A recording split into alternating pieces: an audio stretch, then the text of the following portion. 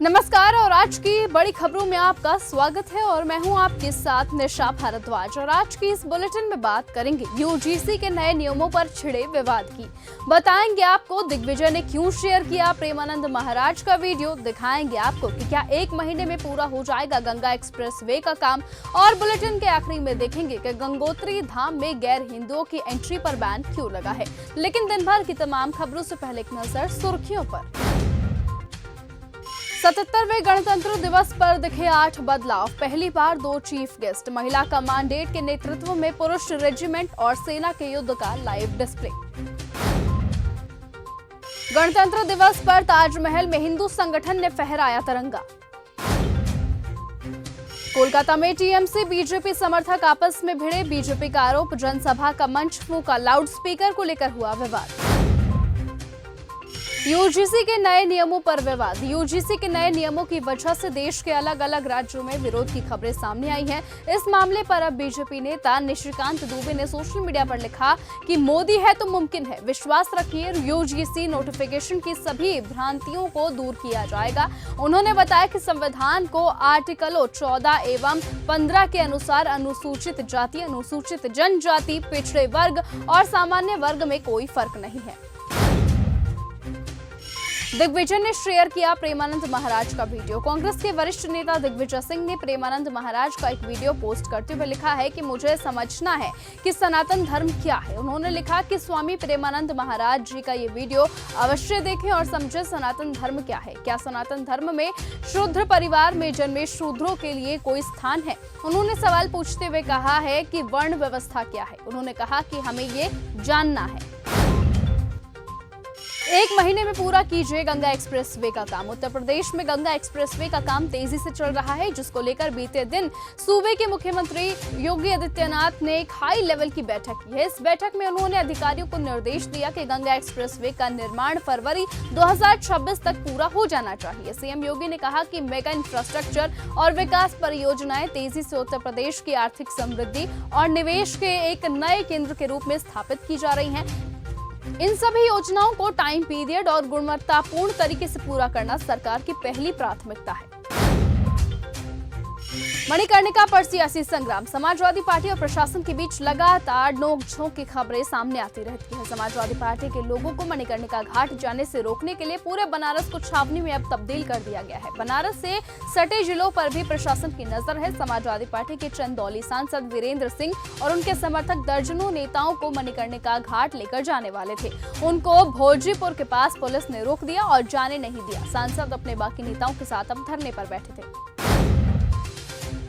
पश्चिम बंगाल में फिर बवाल। पश्चिम बंगाल में राजनीतिक बवाल थमने का नाम नहीं ले रहा। बंगाल की राजधानी कोलकाता में भी सत्ताधारी तृणमूल कांग्रेस और विपक्षी दल बीजेपी के समर्थकों के बीच तीखी झड़प होती दिखी। ये घटना राजधानी के बेहाला इलाके में हुई है। बताया गया है कि इसी दौरान अस्थायी रूप से बनाए गए मंचों पर भी आग लगा दी गई। हालांकि फायर ब्रिगेड ने समय रहते हुए आग पर काबू पा लिया। संविधान से ही देश की ताकत। देश में आज गणतंत्र दिवस पूरे उत्साह और उमंग के साथ राष्ट्रीय पर्व के रूप में मनाया जा रहा है। इसी मौके पर लखनऊ में प्रमुख इस्लामिक विद्वान मौलाना खालिद रशीद फरंगी महली ने भी देशवासियों को बधाई देते हुए कहा कि देश की खुशहाली और तरक्की के लिए हमें जुटना है। मौलाना ने कहा कि आज का दिन हमें ये याद दिलाता है कि हम एक लोकतांत्रिक राष्ट्र है और हमारी शक्तियां हमारे संविधान में निहित है। आज की पीढ़ी को ये जानना बहुत जरूरी है। हमारे संविधान ने कई उतार चढ़ाव देखे। उत्तर प्रदेश के मुख्यमंत्री योगी आदित्यनाथ ने आज 26 जनवरी 2026 को गणतंत्र दिवस के मौके पर लखनऊ में सीएम आवास पर राष्ट्रीय ध्वज फहराया। इसी दौरान सीएम ने कहा कि 77वें गणतंत्र दिवस के अवसर पर मैं राज्य के सभी लोगों को हार्दिक शुभकामनाएं देता हूं। सीएम योगी ने कहा कि साल 1950 में इसी दिन भारत का संविधान लागू हुआ था। 76 साल की इस यात्रा में हमारे संविधान ने कई उतार चढ़ाव देखे, लेकिन इन सब के बावजूद एक भारत श्रेष्ठ भारत के हमारे संकल्प के अनुरूप उत्तर से दक्षिण और पूर्व से पश्चिम तक हर भारतीय के गौरव, भारत की एकता और अखंडता को आगे बढ़ाते हुए आज हम सभी एक नए भारत को देख रहे हैं। शिबू सोरेन को पद्म भूषण दिए जाने पर सांसद पप्पू यादव का बड़ा बयान। झारखंड के मुख्यमंत्री हेमंत सोरेन के दिवंगत पिता और वरिष्ठ आदिवासी नेता शिबू सोरेन को पद्म भूषण से सम्मानित किया गया है। पद्म भूषण से सम्मानित किए जाने के बाद इस पर लगातार प्रतिक्रियाएं भी सामने आ रही हैं। बिहार के पूर्णिया से निर्दलीय सांसद पप्पू यादव ने सोमवार यानी कि 26 जनवरी 2026 को अपने एक्स हैंडल पर एक पोस्ट किया। शिबू सोरेन को पद्म भूषण दिए जाने पर पप्पू यादव ने मोदी सरकार पर निशाना साधा। तेजस्वी यादव ने सरकार पर बोला बड़ा हमला। भारत के 77वें गणतंत्र दिवस पर बिहार के नेता प्रतिपक्ष और राष्ट्रीय जनता दल के अध्यक्ष तेजस्वी यादव ने सोशल मीडिया प्लेटफॉर्म एक्स पर बधाई संदेश दिया। इसी के साथ साथ तेजस्वी यादव ने बिहार और केंद्र की एनडीए सरकार पर भी जमकर हमला बोला। गंगोत्री धाम में गैर हिंदुओं की एंट्री पर बैन। उत्तराखंड के प्रसिद्ध गंगोत्री धाम में गैर हिंदुओं की एंट्री पर प्रतिबंध लगाने का निर्णय लिया गया है। ये फैसला रविवार को श्री गंगोत्री मंदिर समिति की बैठक में लिया गया। समिति के अनुसार ये पाबंदियां केवल गंगोत्री मंदिर परिसर तक सीमित नहीं रहेंगी, बल्कि मां गंगा के शीतकालीन प्रवास स्थल मुखबा गांव में भी प्रभावी होंगी। शहीद कभी नहीं मरते। उत्तर प्रदेश के मऊ विधानसभा से विधायक रहे दिवंगत बाहुबली नेता मुख्तार अंसारी के यौम पैदाइश के मौके पर उनके बेटे और विधायक अब्बास अंसारी ने उन्हें याद करते हुए एक बेहद भावुक पोस्ट किया है।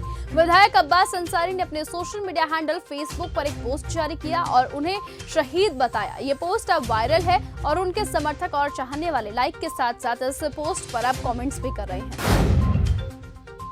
पाकिस्तान ने रहमान डकैत से भी बड़ा गैंगस्टर पकड़ा। पाकिस्तान ने रहमान डकैत से भी बड़ा गैंगस्टर पकड़ा। हाल के दिनों में भारत से लेकर पाकिस्तान तक लियारी के रहमान डकैत की खूब चर्चा हुई है। रहमान डकैत पर बनी धुरंधर फिल्म ने बॉक्स ऑफिस पर जैसे तहलका मचा दिया था।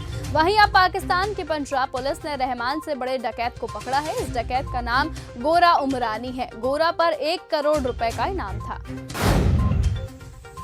बांग्लादेश में चुनावों से पहले तारिक रहमान का नया दाव। बांग्लादेश में 12 फरवरी को चुनावों से पहले जोरदार तरीके से चुनाव प्रचार शुरू हो गया है। बीएनपी, जमाते इस्लामी, एनसीपी सहित अन्य राजनीतिक पार्टियां चुनाव प्रचार में जुटी हैं। चुनाव प्रचार के दौरान बीएनपी के नेता आवामी लीग के समर्थकों को लुभाने में जुटे हैं और दावा कर रहे हैं कि निर्दोष लोगों को किसी भी कीमत पर सजा नहीं मिलेगी।